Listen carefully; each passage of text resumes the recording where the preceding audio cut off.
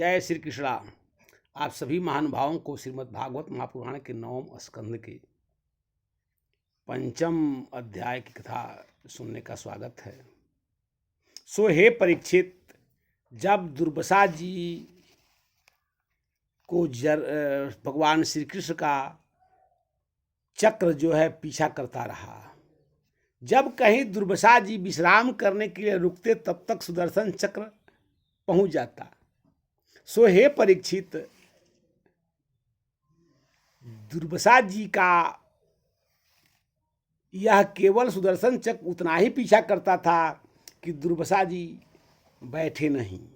सुदर्शन चक्र को मारना कार्य नहीं था, लेकिन अब भगते रहे शिवलोक, विष्णु लोक, ब्रह्मलोक, यहाँ तक कि अलकापुरी सारे लोकों में दौड़ते रहे, लेकिन जब दुर्वासा जी का दुख का कहीं निवारण नहीं हुआ। सो परीक्षित जी पूछते हैं कि हे द्विश्रेष्ठ, आप बताइए कि दुर्वासा जी का यह दुख का निवारण कैसे हुआ। यह कथा जरूर सुनाइए। यह कथा जो है सुनने की मेरी बड़ी लालसा है। सो सुखदेव जी बोले कि हे परीक्षित, जिसका सत्ता जो है भगवान के समस्त लोकों पर चलता है, सो भगवान का परम भक्त, परम वैष्णव अम्बरीश थे। अम्बरीश की पत्नी भी परम धर्मात्मा। स्वयं अब जो है जब दुर्वासा जी बेचैन होके भागने लगे तो उसी समय नारद जी आ गए। नारद जी कहते हैं कि हे ऋषि, आप इतना व्याकुल क्यों हैं। दुर्वासा जी कहते हैं कि मैं इतना व्याकुल मुझे तुझे दिखाई पड़ रहा हूं। अरे मेरे पीछे जो है भगवान का सुदर्शन चक्र पड़ा है, जिसके वजह से मुझे रुकना जो है दुर्गति हो गया है। हे नारद, अब तुम मेरी रक्षा की उपाय बताओ। सो नारद जी शांता हैं। शांता इसलिए हैं कि ये सबकी दूसरे की भला करते हैं।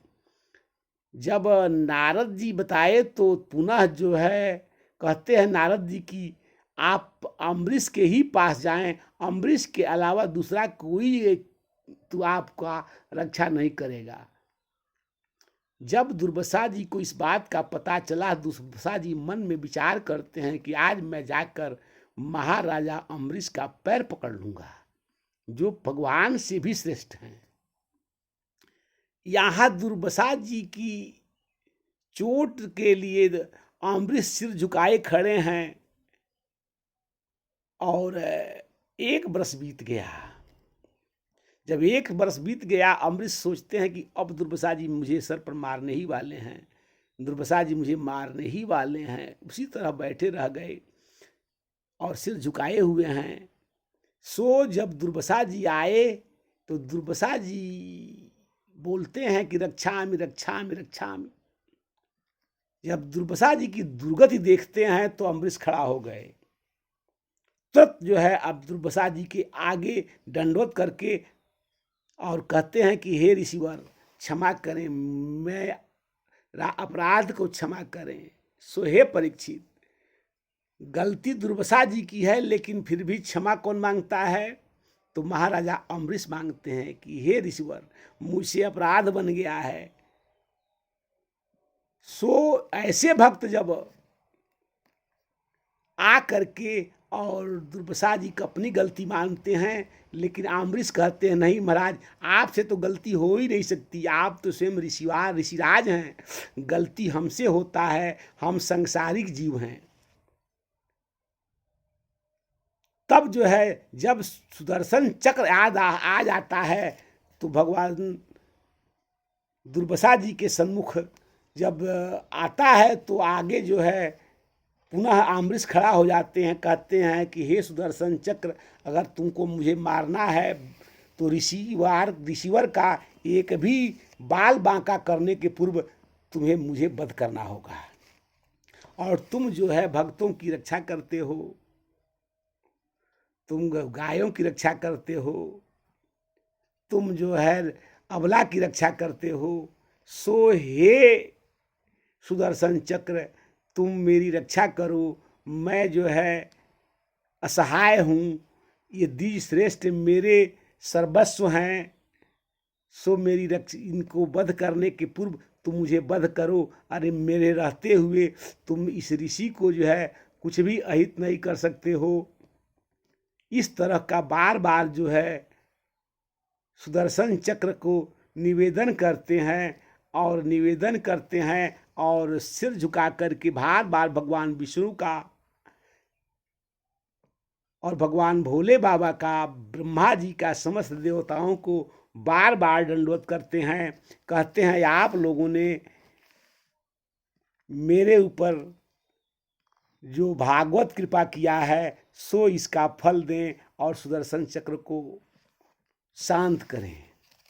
सो आकाश मार्ग से पुष्प की बारिश होने लगी और सुदर्शन चक्र लौट गया। जब लौट गया तो दुर्वासा जी तो अन्न खाते नहीं हैं, केवल दूबा का रस ही पीते थे। सो दुर्वासा जी को द्वादशी के ऊपर में एकादशी के उपरांत अम्बरीश जो है पुनः जो है भोजन कराते हैं और दुर्वासा जी से बार बार माफ़ी मांगते हैं। दुर्वासा जी समझ गए कि यह कोई साधारण संत नहीं है। दुर्वासा जी कहते हैं कि हे राजन, मेरा अपराध बना है, मैंने बार बार आपके साथ जो है अन्याय किया है, सो मेरे ऊपर कृपा करें। दुर्वासा जी के इस तरह के बार बार कहने से अम्बरीश प्रसन्न होते हैं, कहते हैं हे राजन ऐसा न कहें, आप लोगों के वजह से सृष्टि का भार चलता है। सो हे परीक्षित, बार बार दुर्वासा जी अम्बरीश का जो है सम्मान किए और अम्बरीश को बार बार जो है बधाई दे करके और अम्बरीश की भांति भांति का जो है सम्मान दे करके और दुर्वासा जी अपने लोक को चले जाते हैं। जय श्री कृष्ण।